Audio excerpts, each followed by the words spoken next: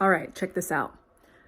When I have conversations with Black and brown women about setting boundaries with their bosses at work, I see this thing that happens where they kind of freeze and they're like, I don't know if I could do that, because there's this fear of retaliation. Like, if I tell my boss that, no, I'm not available for phone calls after hours, or this particular communication style does not work for me, there is this fear that even if the boss is like, okay, that later on, it'll come back to bite them in the ass. I want to say this. I have never had that fear. I can't consciously remember that fear in me when I worked as an employee in various different positions that I've had. I've never had that fear of, if I speak up for myself, if I communicate what does and does not work, then that'll impact my ability for a promotion, or they're going to ice me out of opportunities. And here's why I didn't, and I still don't have that fear. Because I am so fucking grounded and centered in myself. I am so in touch and in tune with the value I have as a human.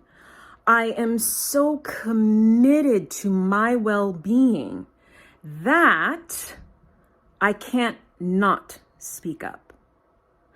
And that relationship that I developed with myself over time, it came with work. It came with work.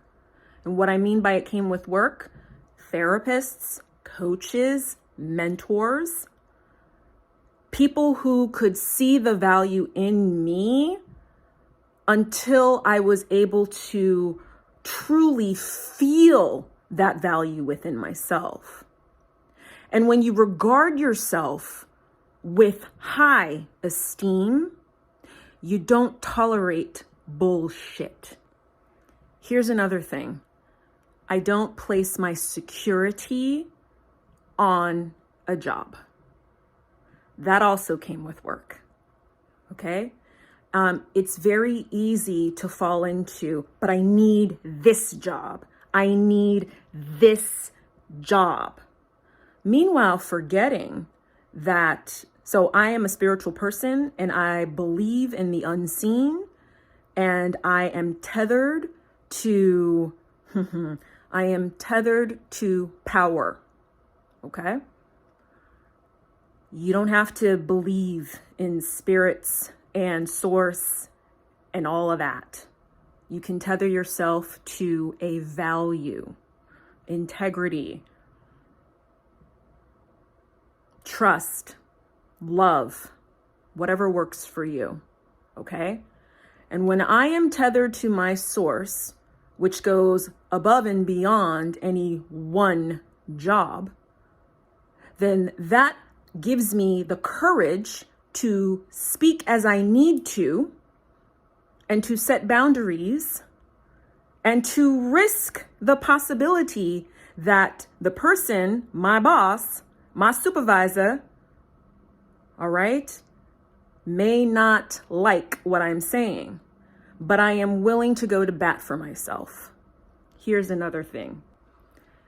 In my mind, I actually don't consider employers as my boss. It's a little mental thing that I started doing a long time ago. Yes, this is my supervisor at work. This is a person who I report to.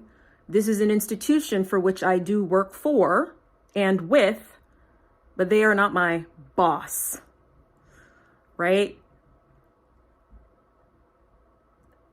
Boss energy is like this really powerful, I decide and this is how things are going to work. I consider myself the boss of my own life. First and foremost, I am the boss of my life in connection in close connection, like all intertwined. I can't do that with my fingers, right?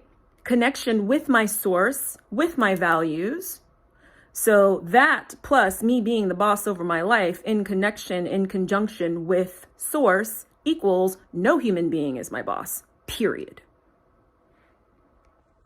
So all of these different elements that I've shared in this video add up to, so there was an example at one job that I worked where my boss, white guy, he was contacting me on the weekends when I was off site and at night for, to do stuff for him. That's not what I signed up for when I did that, when I took on that role. This kind of communication is not what I signed up for. So the first time it happened, I ignored it. The second time it happened, I ignored it. And then the third time it happened, it was like, all right. We're going to have a conversation here, right? And so also what was happening for the more challenging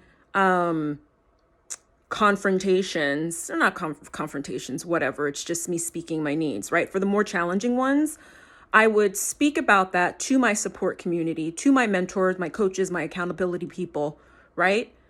And maybe I did a script with them, or I role played, doing what it takes so that my mind and my body and my spirit, my heart feel good. Okay. So I made the communication with him. I told him, this is not what I actually signed up for. And here are the ways and here are the times that you can communicate with me. He said, okay. And that was that. Seriously, it never came up again. P.S. I got a promotion at that job. Oh, here's another mindset thing when it comes to promotions. I'm never of the mentality, remember, I am the boss of my life, right? So I'm not of the mentality of I'm just going to sit back and wait to be noticed. I'm just going to sit back and hopefully they'll see that I'm doing an excellent job and then, more money, higher position, etc. No. I seek promotions. I'm the one who says, who looks at my receipts, who looks at how I've been showing up at the job, the results that I have been producing, the accolades and the commendations that I've been receiving from all kinds of colleagues. And I bring that to my supervisor, the person that I'm reporting to, and I say, hey, can we have a conversation about me moving on up? And even if the first time is no, I follow up because I am the boss of my life. Another thing I'll share when it comes to having these difficult communications with people you report to.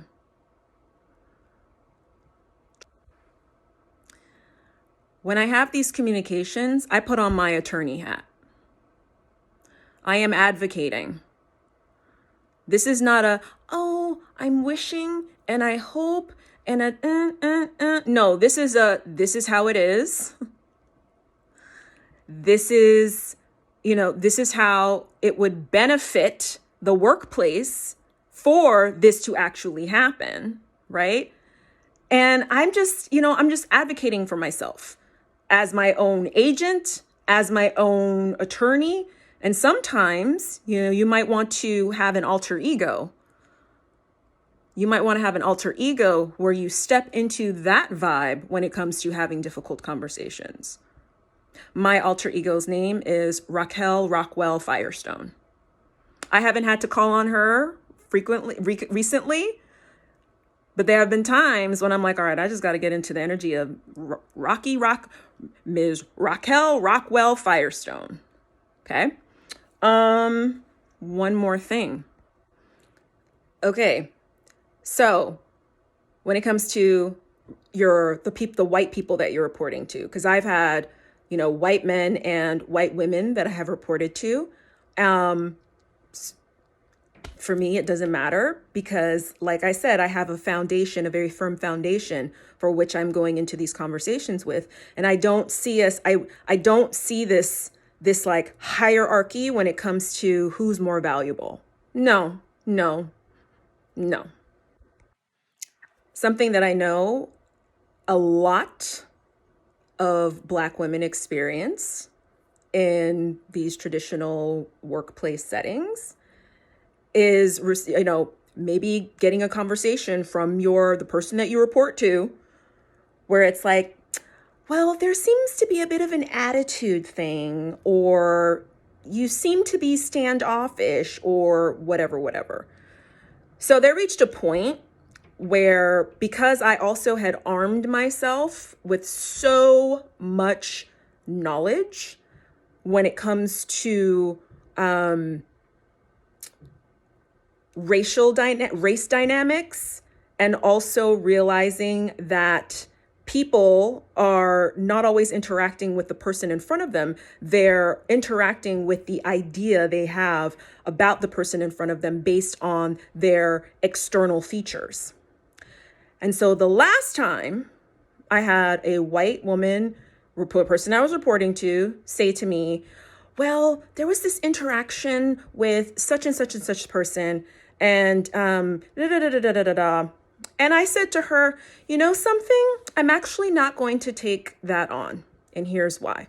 I am very aware of racial dynamics and the perception that a lot of people have about someone who looks like me. So until it is very, very clear that if it's actually something I did, or they're having some kind of projection, or there's some kind of inner bias happening, I'm not going to take responsibility for that. She could not respond to that.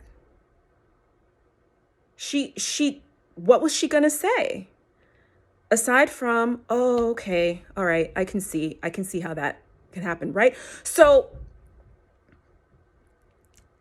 I value myself too much to throw myself under the bus. And I value myself too much to stay in situations that are just not fucking working. And that doesn't mean that I have to leave. It just means that here's an opportunity for me to advocate for the precious being that I am. And if you don't already believe this about yourself, treat yourself this way, and show up to work accordingly, you need to work with me. I'm accepting one-on-one coaching clients, Black and brown women.